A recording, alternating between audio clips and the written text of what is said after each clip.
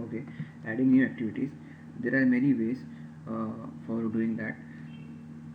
First, by directly clicking the cell in the entry area and adding the activity, or you can right click here and insert task. Either way you can add the activities. Select the task tab, then in the ribbon, going to the insert section, selecting a task, and you can add the new task if you want. The third one, which is the most effective one and generally used in adding activities in a fast manner, is by pressing insert button.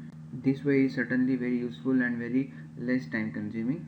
Then if you want to add task in between, remember task is added in upper place of the task. For example, I select painting activity, and if I add new task here, the new task will be added on the upper side of the painting activity. If you don't want activities, you can select here and just press delete, it will get deleted. You can also change name and other information by just double clicking the task. Here you can change the name and many other things. We'll see the things in coming videos.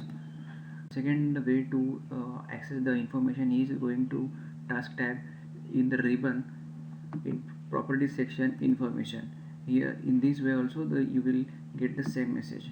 These are just different ways of accessing the task information. Adding a milestone. Milestones are markers you can use to indicate progress in your project. They are perfect for identifying crucial decisions that affect a project. For example, go or no go decision, or completion of significant portion of the project. Like here, let's take an example. In foundation, there are many activities like extract the foundation from the basement wall, etc. After doing all these activities, there will be a completion of foundation, and this is a major step in your project, and you want to indicate it as your milestone.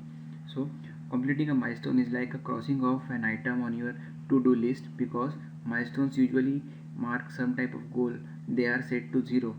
So if you want to set them in MSP, you have to give 0 duration in front of its name, that is in duration column, and it will be shown like this triangle symbol in the Gantt chart.